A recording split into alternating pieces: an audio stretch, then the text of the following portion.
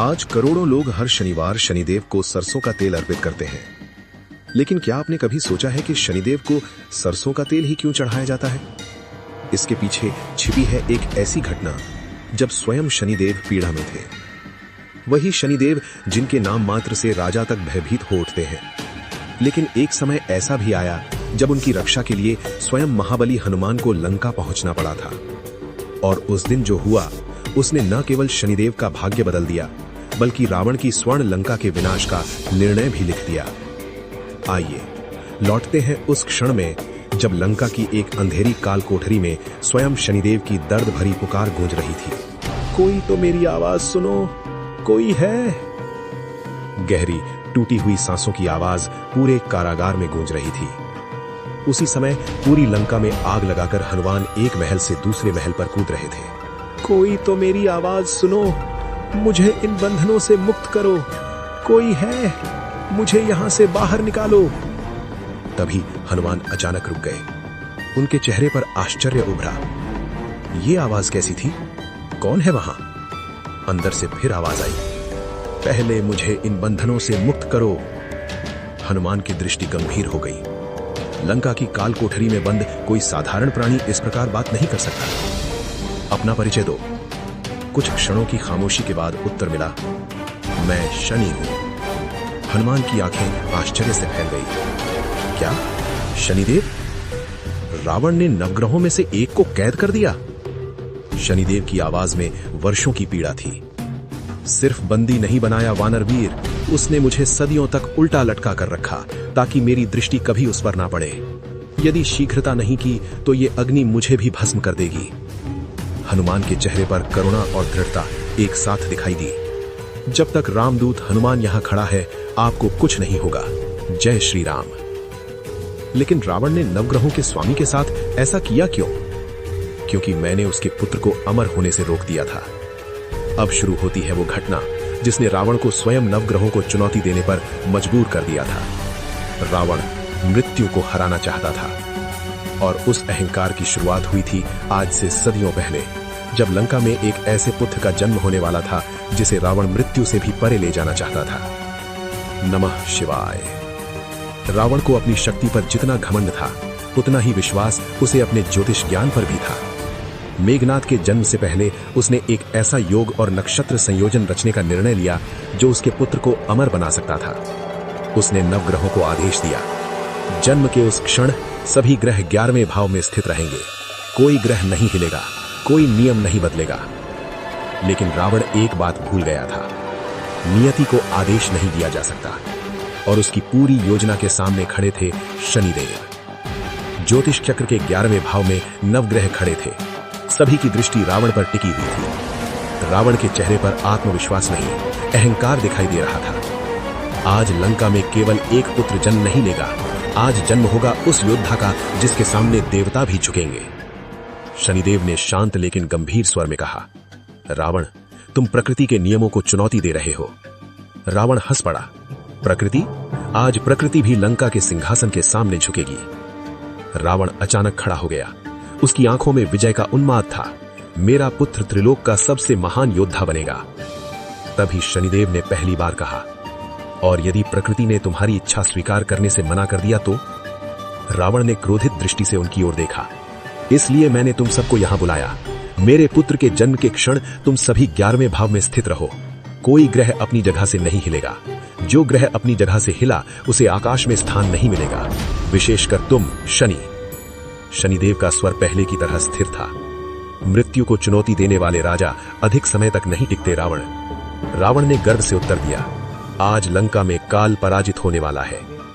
तभी महल के अंदर से मंदोदरी की दर्द भरी चीख गूंज उठी, महाराज, समय आ गया है। सभी ग्रह गंभीर हो गए। सावधान, अब कोई भी ग्रह अपनी जगह से नहीं हिलेगा। यदि ये योग बन गया तो उसका पुत्र लगभग अजेय हो जाएगा। अजेय होना अमर होने जैसा नहीं होता। उसी समय महल के अंदर मंदोदरी फिर चीख उठी।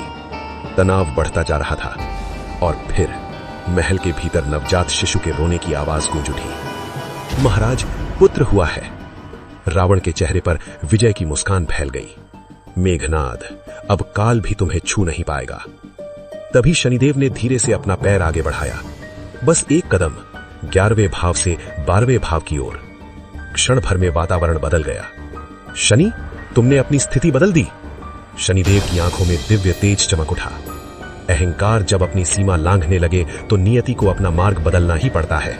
मैंने अपनी स्थिति नहीं, रावण का भाग्य बदला है। उसी क्षण रावण की मुस्कान गायब हो गई। पूरा राज प्रांगण कांप उठा। तुमने ऐसा करने का साहस कैसे किया? क्योंकि प्रकृति किसी एक राजा की इच्छा पर नहीं चलती। तुमने मेरे पुत्र की अमरता छीन ली। नहीं रावण, मैंने प्रकृति को तुम्हारा दास बनने से रोका है। रावण का क्रोध अब चरम पर पहुंच चुका था। आज मैं स्वयं भाग्य को दंड दूंगा। और अगले ही क्षण रावण ने पूरी शक्ति से गदा शनिदेव के पैरों पर दे मारी। भयानक प्रहार की आवाज पूरे महल में गूंज उठी। शनिदेव दर्द से घुटनों पर गिर पड़े। नवग्रह भय से कांप उठे। तुम्हारी दृष्टि ने मेरे पुत्र की अमरता छीन ली। अब तुम्हारी वही दृष्टि सदैव नीचे झुकी रहेगी। सैनिकों, इसके हाथों और पैरों में जंजीरें डाल दो। शनिदेव ने पीड़ा में भी शांत स्वर में कहा, रावण, ग्रहों को बांधकर कोई भाग्य को बंदी नहीं बना सकता। रावण हंस पड़ा। भाग्य? लंका में भाग्य नहीं, रावण का आदेश चलता है। इसके बाद रावण अपने सिंहासन तक गया और गरज कर बोला, इसे मेरे सिंहासन के सामने औंधे मुंह पटक दो। अब तुम्हारी दृष्टि कभी लंका की ओर नहीं उठेगी। तुम ग्रहों को बांध सकते हो रावण, लेकिन समय को नहीं। आज समय भी रावण की इच्छा से चल रहा है। शनिदेव ने भविष्य की ओर देखते हुए कहा, जिस दिन समय तुम्हारे विरुद्ध हुआ, उस दिन यही स्वर्ण लंका तुम्हारी आंखों के सामने जलेगी। रावण ठहाका मारकर हंसा। मेरी लंका? जिस लंका तक देवता पहुंचने से डरते हैं, उसे कौन जला पाएगा? शनिदेव ने शांत स्वर में उत्तर दिया, एक वानर। रावण फिर हंस पड़ा। एक वानर लंका तक पहुंचेगा? और फिर एक दिन लंका सचमुच जल उठी। तभी दृश्य वापस जलती हुई लंका में लौटता है। हनुमान अब भी शनिदेव के घावों पर तेल लगा रहे हैं। कुछ पल तक केवल बाहर जलती हुई लंका की आवाजें सुनाई देती हैं। शनिदेव की आंखों में पहली बार शांति दिखाई देती है। सदियों हो गए, किसी ने मुझे छूने का साहस तक नहीं किया। हनुमान का स्वर करुणा से भर गया। पीड़ा में पड़े प्राणी को अकेला छोड़ना अधर्म है प्रभु। तभी शनिदेव हनुमान को ध्यान से देखने लगे। तुम तो जानते हो कि मैं कौन हूं, फिर भी तुम मुझसे भयभीत नहीं हो? हनुमान मुस्कुराए। जो श्री राम का नाम लेता है, उसे फिर किसी का भय नहीं रहता। शनिदेव की आंखों में सम्मान झलक उठा। अब समझ आया क्यों एक वानर पूरी लंका पर भारी पड़ गया। प्रभु, अब यहां एक क्षण भी रुकना उचित नहीं। यह स्थान आपके लिए सुरक्षित नहीं है। हनुमान ने शनिदेव को सहारा दिया और उन्हें लेकर जलती हुई लंका से दूर आकाश में उड़ चले। कुछ समय बाद हनुमान एक विशाल खुले मैदान में उतरे। मान्यता है कि वो स्थान आज ग्वालियर के पास मुरैना क्षेत्र में स्थित है, जहां आज प्रसिद्ध शनीश्वरा मंदिर मौजूद है।